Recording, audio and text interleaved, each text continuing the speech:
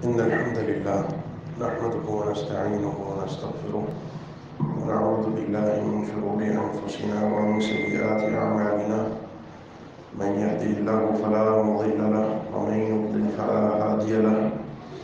وأشهد أن لا إله إلا الله وحده لا شريك له، وأشهد أن محمدا عبده ورسوله. يا أيها الذين آمنوا اتقوا الله حق تقاته ولا تموتن إلا وأنتم مسلمون. يا أيها الناس اتقوا ربكم الذي خلقكم من نفس واحدة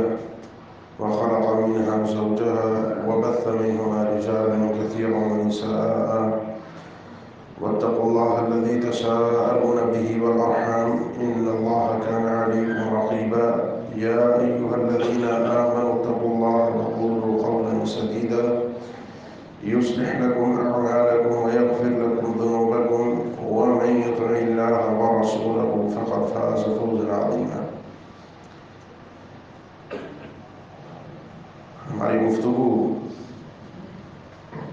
وضو کے تعلق سے چل رہی تھی، اور آخری جو ہماری گفتگو کا اختتام ہوا تھا وہ اپنے پیروں کو وضو میں اچھے طریقے سے دھونا، پیروں کی انگلیوں کے درمیان خلال کرنا، اور ایڑی اور ٹخنے پر اچھی طریقے سے پانی کو پہنچانا تاکہ یہ جگہیں خشک نہ رہ جائیں۔ اس طریقے سے ہمارا یہ وضو مکمل ہو جاتا ہے۔ پیروں کے دھونے کے حوالے سے جو اہل سنہ والجماعہ ہیں، سوائے فقہ جعفریہ کے، ان کے نزدیک پیروں کا دھونا وضو میں فرض ہے ہر حال میں، سوائے اس صورت کے جس میں انسان نے پیروں میں موزے یا جرابیں پہنی ہوں۔ یہ مسئلہ علیحدہ سے ہے، موزوں اور جرابوں کا، اس کی علیحدہ سے ایک تفصیل ہے، وہ اپنے وقت پر انشاءاللہ آپ کے سامنے ہم ذکر کریں گے۔ وضو کے تعلق سے دو چیزوں کا دوران وضو اور خیال رکھنا ضروری ہے، اور ان دو چیزوں میں سے یہ ہماری وضو کی ترتیب اور پے در پے وضو کرنا۔ جس ترتیب سے آپ کو پورا وضو بتایا گیا تھا، جو قرآن مجید کی آیت میں موجود ہے اور اللہ کے نبی صلی اللہ تعالیٰ علیہ وسلم کے طریقے اور عمل سے ثابت ہے، اسی طریقے سے اسی ترتیب کے ساتھ ہم نے وضو کرنا ہے۔ وہ ترتیب کیا ہے؟ اللہ تعالیٰ نے سب سے پہلے منہ دھونے کا حکم دیا ہے، جس میں پہلے اللہ کے نبی صلی اللہ تعالیٰ علیہ وسلم نے کلی، پھر ناک میں پانی ڈالا، پھر اپنے چہرے کو دھویا، اس کے بعد ہاتھوں کو کونیوں تک دھویا، پھر سر کا مسح کیا، اور پھر پیروں کو دھویا۔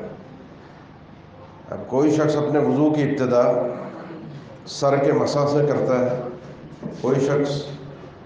پہلے ہاتھوں کو دھو لیتا ہے کونیوں تک اور پھر اپنے چہرے کو دھوتا ہے، تو اس کا وضو نہیں ہوگا۔ نہیں ہونے کا مطلب یہ ہے کہ شریعت میں یہ وضو معتبر نہیں ہے، اور اس کی دو وجوہات ہیں، یہ دو دلیلیں ہیں۔ ایک دلیل جو سنن ابی داؤد میں الفاظ موجود ہیں، جب اللہ کے نبی صلی اللہ علیہ وسلم نے اس شخص کو جس نے نماز میں غلطیاں کی تھیں، حدیث مشہور ہے، حدیث مسیء الصلاۃ کے نام سے، نماز میں غلطی کرنے والا شخص نے 3 دفعہ نماز پڑھی تھی اور اللہ کے نبی صلی اللہ علیہ وسلم سے آ کر سلام کر کے گفتگو کی، تو آپ نے فرمایا جاؤ جا کر نماز پڑھو، تم نے نماز نہیں پڑھی۔ تو اس میں آپ نے اس کو جب آخر میں تعلیم دی، تو تعلیم دیتے ہوئے آپ نے فرمایا توضأ کما امرک اللہ، جس طریقے سے اللہ نے تمہیں حکم دیا ہے وضو کرنے کا، اسی طریقے سے وضو کرو۔ اور وہ طریقہ کیا ہے؟ وہ طریقہ یہی ہے، قرآن مجید میں 4 چیزیں ہیں، ان 4 چیزوں کو ترتیب کے ساتھ ادا کرنا ضروری ہے۔ ایک اور وجہ بھی ہے، اور وہ یہ ہے کہ اللہ تعالیٰ نے وضو کے اعضاء کے اندر 3 چیزیں دھونے کے لیے بیان فرمائی ہیں اور ایک چیز مسح کے لیے۔ چہرہ ہم نے دھونا ہے، ہاتھ ہم نے دھونے ہیں، پاؤں ہم نے دھونے ہیں، اور سر کا مسح کرنا ہے۔ 3 دھونے والی چیزیں ہیں اور ایک سر کا مسح کرنے والی چیز ہے۔ اور اللہ تعالیٰ کا کلام قرآن مجید بلیغ کتاب ہے، اس میں کوئی فضول یا بے معنی یا بے مقصد الفاظ اور معنی کی گنجائش نہیں ہے۔ اب اس ترتیب کو جب ہم دیکھتے ہیں تو عربی زبان کے حساب سے، بلاغت کے اعتبار سے دھونے والی چیزوں کا تذکرہ ایک ساتھ ہونا چاہیے اور سر پہ مسح کرنے والی چیز کا تذکرہ علیحدہ سے ہونا چاہیے، جو ترتیب تقاضا کرتی ہے۔ عقل جس چیز کا تقاضا کرتی ہے کہ پہلے ایک طرح کی چیزوں کا تذکرہ آ جائے، پھر الگ سے ایک چیز کا تذکرہ آ جائے۔ لیکن جب ان کے درمیان فرق کیا جائے کہ دھونے والی 2 چیزیں ذکر کی جائیں، چہرہ اور ہاتھ، اور پھر مسح، اور پھر آخر میں دھونے والی چیز کو ایک دفعہ پھر لایا جائے، تو تقریباً جتنے عربی زبان سے واقف لوگ ہیں وہ یہی کہتے ہیں کہ یہ انداز ہی اسی لیے ہے کہ پہلے یہ، پھر یہ، پھر یہ، اور پھر آخر میں یہ۔ اگر اس ترتیب کو آپ ہٹا دیں گے تو یہ کلام فضول ہو جائے گا۔ فضول یہ عربی زبان کا ایک لفظ ہے جس کا معنی ہوتا ہے بے فائدہ اور بے مقصد چیز، یعنی جس کے اندر کلام کے اندر مزہ نہیں رہے گا۔ اور اللہ تعالیٰ کا کلام عربی زبان کے اعتبار سے، بلاغت اور فصاحت کے اعتبار سے اپنی اعلیٰ انتہا پر ہے کہ اس جیسی کوئی ایک صورت بھی بنا کر نہیں لا سکتا۔ تو اس اعتبار سے اللہ کے نبی صلی اللہ علیہ وسلم نے زندگی میں جہاں بھی آپ سے وضو کا طریقہ منقول ہے صحیح روایات میں، وہاں پر اسی طریقے سے وضو کا طریقہ آیا ہے، لہذا ہم نے اسی ترتیب سے وضو کرنا ہے۔ کوئی چیز درمیان میں بھول گئے، یہ سوال پچھلی ہماری جو نشست تھی اس میں بعد میں آیا، جو آج ذکر کرنا تھا۔ مثال کے طور پر میں سر کا مسح کرنا بھول گیا حقیقت میں، وسوسہ نہیں کیا، کیونکہ وضو اور نماز کے معاملے میں ہماری لوگوں کی جن لوگ جو بھولنے کا شکار ہوتے ہیں وہ اکثر وسوسے کا شکار ہوتے ہیں، بھول کا نہیں ہوتے۔ اور وسوسے کا علاج یہ ہے کہ اگر وسوسہ ہے تو آگے بڑھ جائیے، آپ دماغ میں بٹھا لیجیے کہ ہاں میں نے سر کا مسح نہیں کیا، میں نہیں کروں گا، اب میں کروں گا ہی نہیں، اب میں نماز پڑھوں گا۔ اگر وسوسہ ہے 1 دفعہ 2 دفعہ آپ اس طرح سے کر لیجئے، تیسری دفعہ وسوسہ نہیں آئے گا، کیونکہ وہ شیطان کی طرف سے ہوتا ہے اور شیطان کھیلتا ہے۔ 2 دفعہ آپ شیطان کو بتا دیجئے کہ نہیں میں نے مسح کر لیا، تیسری دفعہ اس کی جرت نہیں ہوگی کہ آپ کو آ کر پریشان کرے۔ اور یہ اسلوب اور انداز اللہ کے نبی صلی اللہ علیہ وسلم کے اس فرمان میں موجود ہے، جب آپ نے وسوسے کا علاج فرمایا کہ آپ نے فرمایا فَلْيَنْتَهِ، انسان کو چاہیے کہ وہ رک جائے۔ اس کے معنوں میں، اس لفظ کے معنی کے اندر ایک معنی یہی ہے کہ اس کو رک جائے کا مطلب یہ اپنے کام میں آگے بڑھے، اس وسوسے کو چھوڑ دے۔ لیکن ایک شخص کو یقین ہے کہ اس نے مسح نہیں کیا، میں نے پورا وضو کیا، یہاں پہنچا، اپنا منہ دھویا، ہاتھ دھوئے، پیر دھویا اور میں مسجد میں آ گیا، پھر مجھے یاد آیا میں نے سر پر مسح نہیں کیا، اب میں واپس جاتا ہوں۔ اب میں نے کیا کرنا ہے؟ ابھی داخل ہوا تھا اور ابھی واپس جا رہا ہوں، میرے اعضاء وضو بھی گیلے ہیں، مطلب 1 منٹ کا فرق ہوا ہے، 2 منٹ کا فرق ہوا ہے، تو ہاتھوں تک میرا وضو صحیح آ رہا تھا، یہاں تک تو میرا وضو ہو گیا کونیوں تک۔ اب مسئلہ تھا سر کے مسح کا، وہ میں نے کیا نہیں تھا، اب میں صرف سر کا مسح کروں، کانوں کا مسح کروں۔ اور اس کے بعد چونکہ ایک چیز غلط ہوئی تھی پہلے، اور وہ یہ تھی کہ پیر بھی میں نے دھو لیے تھے، اور پیروں کا نمبر آتا ہے سر پر مسح کرنے کے بعد، لہذا اب میں پیر بھی دوبارہ دھوؤں گا، کیونکہ وہ پیر دھونا اب معتبر نہیں رہا۔ میں نے کلی کی تھی، ناک میں پانی ڈالا، چہرہ دھویا، کونیوں تک ہاتھ دھوئے، یہ ترتیب اپنی چل رہی تھی، یہ وضو میرا ہو گیا یہاں تک۔ جو چیز میں بھول گیا تھا وہیں سے اپنے وضو کی ابتدا کروں اور آگے بڑھ جاؤں، لہذا یہ ترتیب جو ہے وہ ضروری ہے۔ اس ترتیب کے ساتھ آخری چیز اس کو ہم ذکر کرتے ہیں اور وہ ہے موالات۔ موالات کا مطلب یہ ہے کہ آپ کا وضو پے در پے کا معنی اور مفہوم یہ ہے، جو عام طور پر علماء ضابطہ ذکر کرتے ہیں کہ وضو کے اعضاء کو دھونے میں وقفہ نہ آ جائے، دیر نہ ہو جائے۔ اور اس کی دلیل میں پچھلی اپنی نشست میں اشارتاً وہ مسئلہ ذکر ہوا تھا. آخر میں سنن ابی داؤد کی حدیث ہے. اللہ کے نبی صلی اللہ علیہ وسلم نے غالباً رافع بن خدیج رضی اللہ تعالیٰ عنہ راوی ہیں، فرماتے ہیں آپ صلی اللہ علیہ وسلم نے نماز کی حالت میں دیکھا ایک شخص نماز پڑھ رہا ہے، وضو کر کے آیا تھا اور اس کے پیر پر ایک جگہ خشک تھی جو کہ درہم کے برابر، وفی رجلہ لمعۃ کقدر الدرہم، اتنی چمک، وہ جگہ دھلی نہیں تھی، واضح الگ سے وہ سوکھی ہوئی خشک چمکتی ہوئی نظر آ رہی تھی، اور وہ ایک سکے کے برابر، آپ سمجھیں ایک سکے کے برابر معمولی سی جگہ تھی. آپ صلی اللہ علیہ وسلم نے اسے حکم دیا کہ وہ اپنا وضو بھی دوبارہ کرے پورا اور نماز بھی دوبارہ لوٹائے. نماز تو ہوئی نہیں کیونکہ وضو نہیں تھا. اور وضو میں کیا چیز رہ گئی تھی؟ اب پچھلے مسئلے کے ساتھ جوڑیے، رہ اس کا صرف پیر گیا تھا، وہ بھی ایک. اگر پے در پے وضو کرنا شرط نہ ہوتا تو آپ صلی اللہ علیہ وسلم یہی فرماتے کہ پورا وضو تو تمہارا ہو گیا ہے، اب جا کے پیروں کو صرف دھو لو اور پیر دھو کر آ کے نماز پڑھ لو. لیکن اس کے پیروں کی اس چمک کی وجہ سے اللہ کے رسول نے اسے پورے وضو کو دوبارہ کرنے کا حکم دیا. اس کا معنی یہ تھا کہ وہ موالات، وہ پے در پے وضو کرنا اس کا ختم ہو گیا تھا، ٹوٹ گیا تھا، وقفہ آ گیا تھا. یہ وقفہ کتنا ہو کوئی ضابطہ شریعت میں نہیں ہے، بس اتنا ہو کہ جس میں لگے کہ انسان نے وضو پورا کا پورا ایک ساتھ کیا ہے. یعنی آدھا وضو کرے انسان گھر پر اور گھر سے 5-7 منٹ پیدل چل کے مسجد پہنچتا ہے. گھر میں وضو کر رہا تھا، پانی ختم ہو گیا، ہاتھ کونیوں تک دھوئے تھے، پانی نہیں تھا. اب وہ مسجد تک پیدل چل کے آیا 5-7 منٹ کی مسافت پر. اب یہ آدھا وضو اس کے خشک ہو گئے تھے. اب یہ مسجد میں پہنچ کے جب وضو کرے گا اتنے وقفے کے بعد تو وہ موالات میں نہیں آئے گا، پے در پے شمار نہیں ہوگا، بیچ میں کئی چیزیں آ گئی. ہاں، اس نل سے اس نلکے سے پانی ختم ہوا، آپ دوسری منزل پر چلے گئے، اپنے گھر میں تھے، ایک جگہ پانی ختم ہوا، آپ دوسرے کمرے میں جا کر دوسری ٹوٹی پر چلے گئے، مطلب 1 منٹ 2 منٹ کا وقفہ ہے، مسجد میں آئے، واپس چلے گئے کہ آپ کے اعضاء وضو ابھی تک گیلے ہیں، تو اس کا مطلب یہ ہے کہ آپ کا وضو کی ایک ترتیب ابھی تک جاری ہے. تو یہ پے در پے اور ترتیب کے ساتھ آپ کا وضو ہونا چاہیے. اس کے بغیر یہ وہ شرطیں ہیں جو اعضاء وضو کے ساتھ ساتھ ہمیں ان چیزوں کا لحاظ رکھنا پڑے گا. اللہ کے نبی صلی اللہ علیہ وسلم کے اس فرمان کی وجہ سے جس میں آپ نے حکم دیا کہ جاؤ جا کر اپنا وضو دوبارہ کرو اور نماز بھی دوبارہ پڑھو، حالانکہ اس کے پیر میں ایک سکے کے برابر جگہ خشک رہ گئی تھی. یہ تھے سیدھے سیدھے مسائل وضو کے کہ جس میں ہمارا وضو صحیح طریقے سے پورا کا پورا ہو جائے. اب چند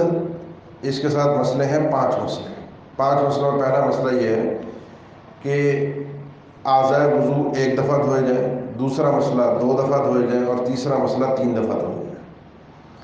اللہ کے نبی صلی اللہ علیہ وسلم نے اسباغ اور ابلاغ یہ دونوں الفاظ استعمال کیے ہیں وضو کے لیے کہ جو شخص وضو کرتا ہے اور مکمل وضو کرتا ہے، جس کا ہم ترجمہ اردو میں کرتے ہیں مکمل وضو. اسباغ کا مطلب یہ ہوتا ہے کہ آپ کے اعضاء وضو پورے کے پورے اچھی طریقے سے دھل جائیں، جن کو دھونا ہے آپ نے. وہ اگر ایک دفعہ میں دھل جاتے ہیں آپ کا وضو ہو گیا، جیسا کہ صحیح بخاری میں عبداللہ ابن عباس رضی اللہ تعالیٰ عنہ کی حدیث ہے کہ اللہ کے نبی صلی اللہ علیہ وسلم نے وضو کیا اور ہر اعضاء وضو کو توضأ نبی صلی اللہ علیہ وسلم، اللہ کے نبی صلی اللہ علیہ وسلم نے وضو کیا تو اپنے اعضاء وضو کو، جسم کو ایک ایک دفعہ دھویا، سارے وضو، سارے اعضاء. اور صحیح بخاری میں عبداللہ ابن زید کی حدیث ہے اللہ کے نبی صلی اللہ علیہ وسلم نے وضو کیا اور اپنے سارے اعضاء وضو کو 2 دفعہ دھویا. سیدنا عبداللہ ابن عمر ابن عاص رضی اللہ تعالیٰ عنہ کی حدیث ہے سنن ابی داؤد میں، جس میں آپ نے دیہاتی کو وضو کر کے دکھایا تھا ایک، اور اس کو آپ نے 3 دفعہ اعضاء وضو دھو کر دکھایا تھا. یہ 3 آخری حد ہیں. جو شخص ان 3 دفعہ کے اندر اپنے اعضاء وضو کو مکمل اور اچھے طریقے سے مل کر پوری طرح سے نہیں دھو سکتا، وہ 300 دفعہ میں بھی نہیں دھو سکتا. 3 دفعہ آخری حد ہے. اور آپ نے اس کے بعد ارشاد فرمایا تھا کہ فمن زاد علی ھذا فقد عصى وتعدى وظلم، جو 3 دفعہ سے زیادہ اپنے اعضاء وضو کو دھوتا ہے وہ ظلم کرتا ہے، زیادتی کرتا ہے، وہ برا عمل کرتا ہے. یعنی 3 دفعہ سے زیادہ دھونا قابل قبول نہیں ہے. 3 دفعہ آخری حد ہے. اب اس میں بعض دفعہ ایک مسئلہ آ جاتا ہے جو مسئلہ ذکر کرنے والا ہے نہیں کیونکہ وہ کام جائز نہیں ہے. لیکن لوگ پھر بھی سوال کرتے ہیں کہ ہم پان کھاتے ہیں، گٹکا کھاتے ہیں اور پھر وضو کرنے کے لیے آتے ہیں، منہ میں وہ چیز موجود ہوتی ہے اور وضو شروع کرتے ہیں، 3 دفعہ کی کلی میں اطمینان نہیں ہوتا کہ پورے وضو سے وہ گند نکل گیا، تو اس گند کو پہلے تو یہ ہے کہ اپنے منہ میں انسان ڈالے ہی عافیت میں رہے، وہ شریعت ہو وہ عقل ہو، تسلیم ہی نہیں کرتی کہ ایک انسان ایک ایسی چیز کا استعمال کرے جو اس کے لیے سراسر نقصان دے، سراسر نقصان دے۔ ہر چیز انسان کے لیے فائدے اور نقصان کی میزان میں تولی جاتی ہے، کسی چیز کا فائدہ زیادہ ہوتا ہے شریعت اجازت دے دیتی ہے، کسی چیز کا نقصان زیادہ ہوتا ہے شریعت روک دیتی ہے، لیکن ایک چیز وہی نقصان دے، اس کا کوئی فائدہ سمجھ میں ہی نہ آتا سوائے مزے کے، اور مزے کے لیے شریعت رخصتیں نہیں دیتی۔ بہرحال پھر بھی کوئی استعمال کرتا ہے، کوئی آتا ہے، اس کے منہ میں یہ چیزیں موجود ہیں، اب اس نے کلی کرنی ہے تو وہ وضو شروع کرنے سے پہلے جتنی کلیاں کرنی ہیں وہ 3 کرے، 300 کرے، پہلے ہی کر لے،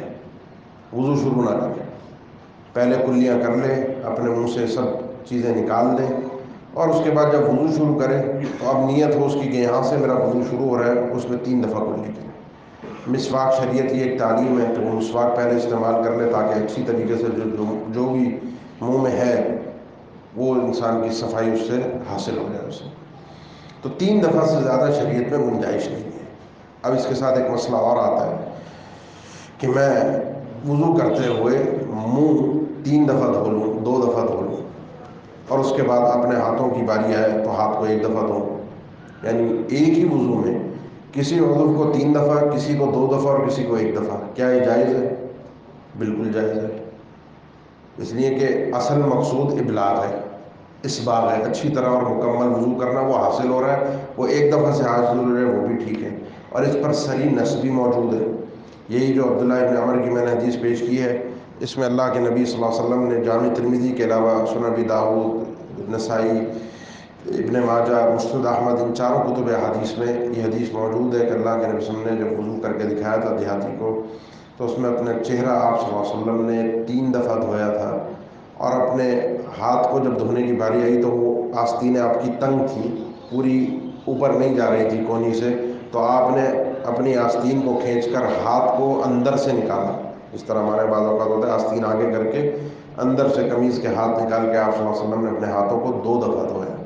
منہ 3 دفعہ اور ہاتھ 2 دفعہ ایک ہی وضو میں، تو اس میں کوئی حرج کی بات نہیں ہے۔ یہ 1 دفعہ دھونا تو فرض ہے، اس بات کے ساتھ ایک ہی دفعہ میں فرض ہے، اس کے بعد آپ دوسری دفعہ دھوتے ہیں سنت ہے، تیسری دفعہ دھوتے ہیں سنت ہے۔ وضو ہوتے ہوئے بھی مثلا پہلے بھی ذکر کر، آپ کا وضو ہے، آپ نے ابھی مغرب کے لیے کیا، عشاء کی نماز کا وقت آیا تو اللہ کے نبی صلی اللہ علیہ وسلم بخاری میں صحابہ فرماتے ہیں اللہ کے نبی صلی اللہ علیہ وسلم ہر نماز کے وقت وضو کیا کرتے تھے، ہر نماز میں چاہے وضو ہو چاہے نہ ہو، اور تابعین نے جب صحابی سے پوچھا آپ لوگ کیا کرتے تھے تو صحابی نے فرمایا ہم لوگ جو ہے وہ ایک ایک وضو سے کئی نمازیں بھی پڑھ لیا کرتے تھے، اور بعض اوقات اللہ کے نبی صلی اللہ علیہ وسلم نے بھی ایک وضو سے کئی نمازیں ادا فرمائی۔ یہ ہے تعداد کے اعتبار سے۔ اب اس تعداد کے اندر پانی کا استعمال کم سے کم ہونا چاہیے۔ اللہ کے نبی صلی اللہ علیہ وسلم یعنی مد، ابھی مجھے یاد آیا کہ آپ سے پچھلی نشست میں کہا تھا کہ میں لا کر دکھا دوں گا، بہرحال مد جو ہے وہ 1 چلو پورا مکمل بھر کے، یعنی پانی تو آپ بھریں گے تو وہ اپنا ایک لیول تک رہے گا، اس کے بعد گر جاتا ہے، ورنہ کوئی آٹا، گندم، چینی آپ جب کسی چیز پہ اپنا ہاتھ ڈال کے اچھی طریقے سے بھر کے نکالتے ہیں تو اوپر تک اچھی طریقے سے بھری ہوئی ہوتی ہے، پورا ہاتھ کا بھراؤ دونوں ہتھیلیوں کا، اس کو مد کہتے ہیں۔ اتنا پانی آپ سمجھ لیجئے کہ اس پورے پانی سے اللہ کے نبی صلی اللہ علیہ وسلم وضو فرما لیا کرتے تھے۔ یہ اسراف جو ہے جو آج کے زمانے میں ہمارے ہاں موجود ہے، جس کا ذکر اللہ کے نبی صلی اللہ علیہ وسلم نے فرمایا تھا، جس کی ایک تفسیر یا شکل یہ بھی ہو سکتی ہے کہ ایک قوم ایسی آئے گی آخر زمانے میں، جو سنن ابی داؤد کی حدیث ہے جس میں صحابی رسول نے یہ بات ارشاد فرمائی تھی یعتدون فی الطہور والدعاء، جو پاکی حاصل کرنے کے جتنے معاملات ہیں، استنجا ہے، وضو ہے، دعا ہے، ان میں حد سے تجاوز کریں گے، تکلف ہوگا، اور یہ تکلف ہمارے ہاں کسی حد تک آج کے دور میں موجود ہے۔ نل کا استعمال اس طریقے سے استعمال کہ اس کو کھول کے چھوڑ دینا اور انسان باتیں بھی کر رہا ہے اور وضو میں بھی مشغول ہے، آدھا وضو دھل بھی رہے ہیں، ان کو مل بھی رہا ہے، اور نل پوری طریقے سے کھلا ہوا ہے اور پانی ضائع ہو رہا ہے۔ اس کے بعد آ جاتی ہیں دو چیزیں، اور ان دو چیزوں کے اندر آخری چیز اس میں یہ ہے کہ وضو کے بعد انسان دعا پڑھے۔ یہ تو تھا عملی کام، اب آ گیا زبان کا کام۔ اللہ کے نبی صلی اللہ علیہ وسلم کا مشہور فرمان ہے، آپ جانتے ہیں، پڑھتے ہیں آپ سب لوگ، آپ نے فرمایا کہ ما منکم من احد یبلغ او یسبغ الوضوء، تم میں سے کوئی شخص جب مکمل اچھی طریقے سے وضو اپنا کرتا ہے اور اس کے بعد کہتا ہے اشہد ان لا الہ الا اللہ وان محمد رسول اللہ، یہ کلمات ادا کرتا ہے، اس کے لیے جنت کے 8 دروازے کھول دیے جاتے ہیں۔ یہ فضیلت ہے۔ یہ کس لیے ہے؟ کیونکہ وضو کی محافظت، یہ نبی صلی اللہ علیہ وسلم کا فرمان ہے، ابن ماجہ کی حدیث ہے، مومن کے علاوہ کوئی شخص نہیں کر سکتا۔ جو مومن ہوتا ہے وہ یہ کام سر انجام دے سکتا ہے، بار بار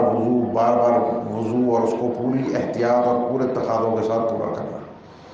اور دوسری روایت جو جامع ترمذی کہ اللہم اجعلنی من التوابین واجعلنی من المطہرین، یہ روایت بھی قابل عمل ہے۔ یہ دعا بھی اللہ کے نبی صلی اللہ علیہ وسلم سے یعنی سندن ثابت بھی ہے اور پڑھنی بھی چاہیے۔ آخری چیز آتی ہے اور وہ ہے وضو کے بعد جس کو ہم کہتے ہیں تحیۃ الوضو۔ وہ مشہور فرمان جس سے میں نے اپنی گفتگو کا آغاز کیا تھا پچھلی نشستوں میں، سیدنا عثمان رضی اللہ تعالیٰ عنہ نے جب وضو کر کے دکھایا تھا تو فرمایا تھا، اللہ کے نبی صلی اللہ علیہ وسلم نے وضو کر کے ہمیں بھی دکھایا اور فرمایا کہ جو شخص اس طریقے سے وضو کرتا ہے، من توضأ نحو وضوء ھذا، میرے اس طریقے کے مطابق وضو کرتا ہے، ثم صلی رکعتین یا ثم قام فصلی رکعتین، پھر وہ 2 رکعت ادا کرتا ہے، وہ کوئی فرض کا اس میں تذکرہ نہیں ہے، لا یحدث فیہما نفسہ، ان 2 رکعت کے دوران وسوسوں سے وہ اس کی نماز پاک ہوتی ہے، خیالات سے پاک ہوتی ہے، اس کا پورا دھیان اور توجہ نماز میں ہوتی ہے، اللہ تعالیٰ اس کے پچھلے تمام گناہوں کو معاف فرما دیتا ہے۔ 2 رکعت ایسی کہ جس میں انسان نے اپنے آپ سے، اپنے خیالات پر، اپنی چیزوں پر سوچا نہ۔ تو یہ وضو کے بعد خصوصاً 2 رکعت، وہ مشہور فرمان بھی آپ کو یاد ہے، سیدنا ابو ہریرہ رضی اللہ تعالیٰ عنہ فرماتے ہیں، اللہ کے رسول نے صبح فجر کی نماز کا بلال رضی اللہ عنہ کو بلایا، فرمایا کہ میں نے رات دیکھا، یعنی خواب تھا، اور وہ خواب یہ تھا کہ سمعت خشب نعلیک بین یدی فی الجنہ، جنت میں تمہارے قدموں کے چلنے کی یا جوتیوں کی چلنے کی آہٹ کو میں نے اپنے آگے آگے سنا۔ اب یہ بتاؤ کہ اسلام لانے کے بعد وہ کون سا ایسا ارجع عمل عندک منفعۃ فی الاسلام، کون سا ایسا عمل تم سمجھتے ہو جو تمہاری زندگی میں خصوصی اہمیت رکھتا ہے، جو تمہیں سب سے زیادہ تمہیں لگتا ہے کہ یہ نفع بخش ہے میرے لیے؟ وہ کہتے ہیں اللہ کے نبی ایسا تو کوئی خاص چیز تو مجھے یاد نہیں ہے، لیکن ایک یہ بات ہے کہ دن ہو یا رات کسی وقت بھی اگر میں وضو کرتا ہوں، اگر تو نماز کا وقت ہے تو الگ بات ہے، کبھی بھی ویسے بھی میں وضو کرتا ہوں تو اس وضو کے بعد جتنا میسر ہوتا ہے اتنی میں نماز پڑھتا ہوں۔ عام نوافل کی تو ویسے بھی کوئی ممنوع اوقات کے علاوہ عام نوافل کی کوئی قید نہیں ہے، جتنا میسر ہو گیا 2 4 تو میں یہ کرتا رہتا ہوں، نماز پڑھتا رہتا ہوں۔ اس سے 2 باتیں پتہ چلیں، میں بھی کچھ لوگوں کو میں نے اپنی زندگی میں دیکھا بھی ہے اور یہ حدیث بھی بتاتی ہے کہ انسان کو ویسے بھی اللہ کے رسول نے جو فرمان میں نے بھی پیش کیا کہ وضو پر محافظت ہونی چاہیے، اس کی حفاظت۔ اس کے 2 معنی ہیں کہ انسان کو اپنی زندگی کے اکثر اوقات وضو میں گزارنے چاہیے، یعنی قضاء حاجت کے لیے جائے تو ایک معمول بنا لے کہ وضو کر لیں، اکثر و بیشتر باوضو رہے، وضو صرف نماز کے وقت نہ کرے، نماز کے وقت میں نے اہتمام کرنا ہے وضو کا، صبح فجر پڑھ لی، پھر ہمارے روٹین بن گئی، لوگ آرام کرتے ہیں، آرام کر لی، آرام کر کے جب وہ اٹھا اپنے کام کاج پر جانے کے لیے تیار ہوا، تیار ہو کے وضو کر کے جائے، اور جب وضو کر رہا ہے تو ویسے ہی صلاۃ الضحیٰ کا وقت ہوتا ہے تو صلاۃ الضحیٰ بھی پڑھ لے، یہ تحیۃ الوضو بھی پڑھ لے، کام کاج کے لیے چلا جائے، وہاں پر اس کو ضرورت پیش آ گئی، قضاء حاجت کے لیے جانا پڑا، وہ جائے پھر وضو کر لے، پھر 2 رکعت پڑھ لے۔ یعنی بتانے کا مقصد یہ ہے صحابہ اکرام یعنی الفاظ نہیں ہیں، وہ سادے الفاظ میں جو ہمارے کہتے ہیں بہانے ڈھونڈتے تھے عمل کے، عبادت کے، موقع، جس کو ہم سادے اچھے الفاظ میں کہتے ہیں موقع، کوئی موقع ہاتھ آ جائے عبادت کا، کوئی لمحہ نصیب ہو جائے، کوئی کہیں سے کوئی جس کو ہم عام بازاری الفاظ میں کہتے ہیں نا کھانچہ لگ جائے، وہ ہم تو کاروبار میں لگاتے ہیں، وہ عبادات میں لگایا کرتے تھے، موقع مل جائے، تو وہ موقع تھا ان کی زندگی کا سیدنا بلال کی رضی اللہ تعالیٰ عنہ، جب بھی ہوتا میں بس وضو کرتا ہوں، نماز پڑھ لیتا، تو جب بھی ایسا ہو یہ تربیت ہم بھی اپنی زندگی میں لے آئیں. یہ جو خصوصیات وہاں نصیب ہوتی ہیں نا آخرت کی، وہ دنیا کی قربانیوں کی وجہ سے ہوتی ہے.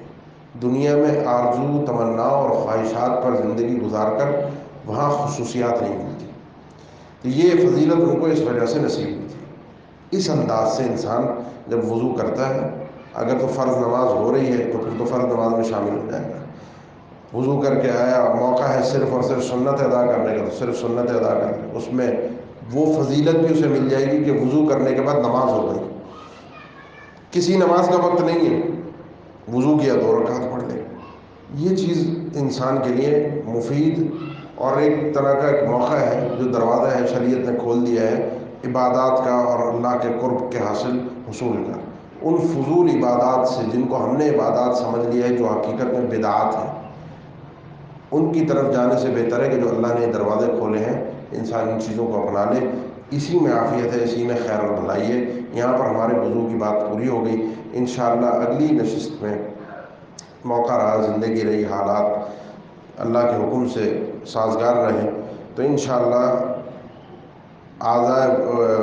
جو پیروں پر مسح کا مسئلہ ہے وہ، اور اعضاء وضو میں سے کسی عضو پر اگر پٹی بن جائے تو اس پٹی کے ساتھ وضو کس طریقے سے ہوگا. موضوع پر مسح اور پٹی پر، پٹی کا کیا حکم ہے. یہ پلاسٹر چل جاتا ہے، کبھی ہاتھ جل گیا، کبھی ہاتھ پر چوٹ لگ گئی، سنی پلاسٹ باندھی ہوتی ہے، تو ان کیفیتوں کے اندر وضو کس طریقے سے ہوگا یہ انشاءاللہ اگلی نشست میں اس موضوع کو تفصیل سے آپ کے سامنے بیان کریں گے. جزاکم اللہ خیرا. السلام علیکم ورحمۃ اللہ وبرکاتہ. اس ویڈیو کو زیادہ سے زیادہ شیئر کیجیے اور ہمارے چینل سبحانی مسجد لیاری کو سبسکرائب کیجیے